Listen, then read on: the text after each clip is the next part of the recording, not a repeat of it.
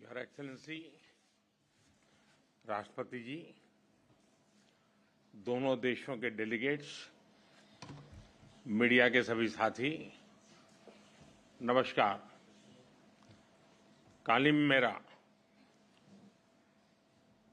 सबसे पहले मैं भव्य स्वागत और आतिथ्य सत्कार के लिए राष्ट्रपति जी का हृदय से धन्यवाद करता हूं।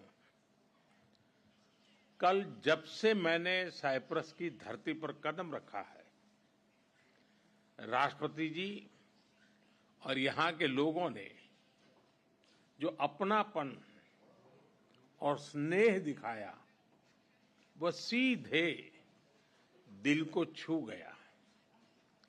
अभी कुछ देर पहले मुझे साइप्रस के इतने बड़े सम्मान से अलंकृत किया गया।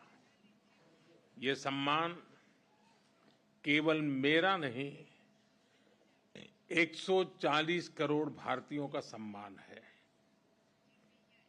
यह भारत और साइप्रस की अटूट मित्रता की मोहर है। इसके लिए मैं एक बार फिर हृदय से आभार व्यक्त करता हूं। फ्रेंड्स, साइप्रस के साथ हम अपने संबंधों को बहुत महत्व देते हैं। लोकतंत्र और रूल ऑफ लॉ जैसे मूल्यों में साझा विश्वास हमारी साझेदारी के मजबूत आधार है। भारत और साइप्रस की मित्रता न परिस्थितियों से बनी है और न ही सीमाओं से बंधी है। ये समय की कसौटी पर बार बार परखी गई है और समय के हर दौर में हमने सहयोग, सम्मान और समर्थन, इस भावनाओं को जीवंत रखा है। हम एक दूसरे की संप्रभुता और क्षेत्रीय अखंडता का सम्मान करते हैं। फ्रेंड्स, 2 दशक से भी लंबे अंतराल के बाद किसी भारतीय प्रधानमंत्री की साइप्रस यात्रा हो रही है और ये आपसी संबंधों में एक नया अध्याय लिखने का एक स्वर्णिम अवसर है।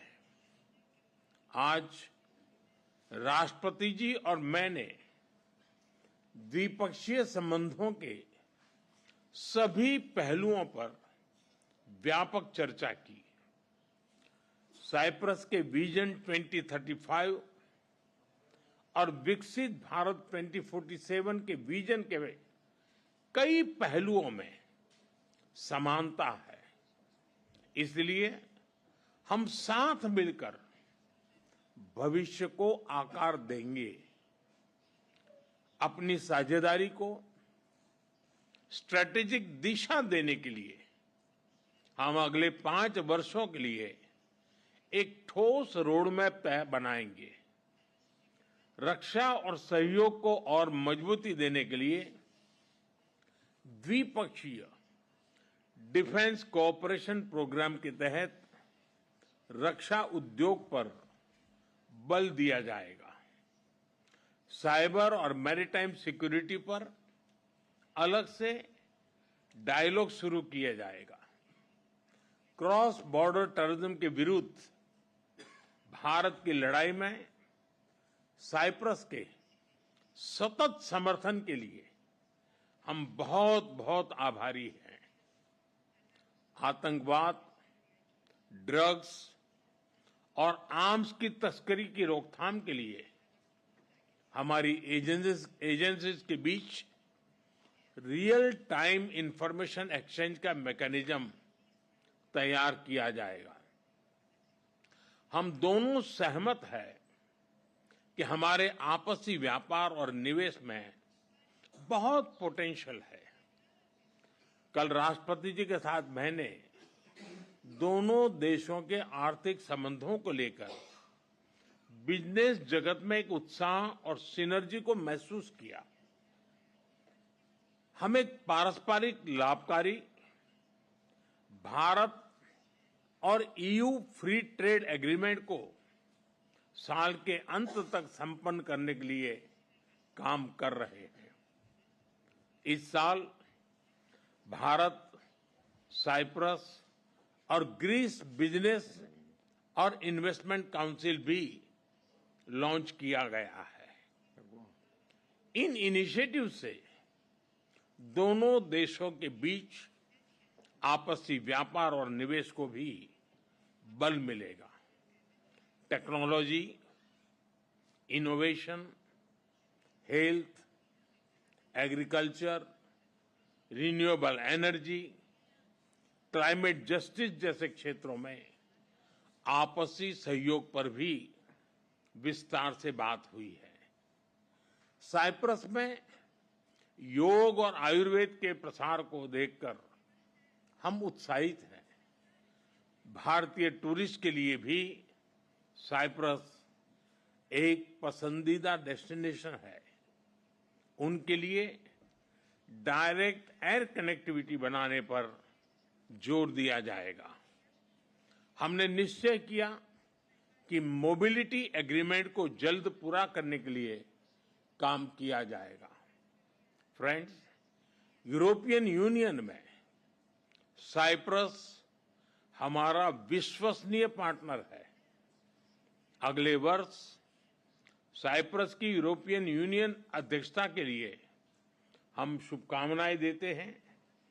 हमें विश्वास है कि आपकी अध्यक्षता में भारत और ईयू संबंधों में नए आयाम जुड़ेंगे।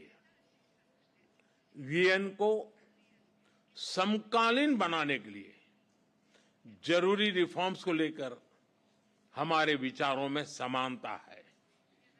साइप्रस द्वारा सिक्योरिटी काउंसिल में भारत की स्थायी सदस्यता का समर्थन करने के लिए हम आपके आभारी हैं।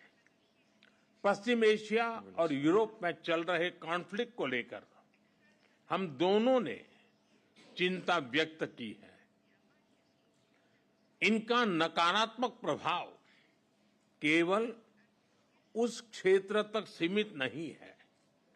हम दोनों मानते हैं कि यह युद्ध का युग नहीं है। संवाद से समाधान और स्थिरता की बहाली ये मानवता की पुकार है। मेडिटरेनियन क्षेत्र के साथ कनेक्टिविटी बढ़ाने पर भी हमने बात की।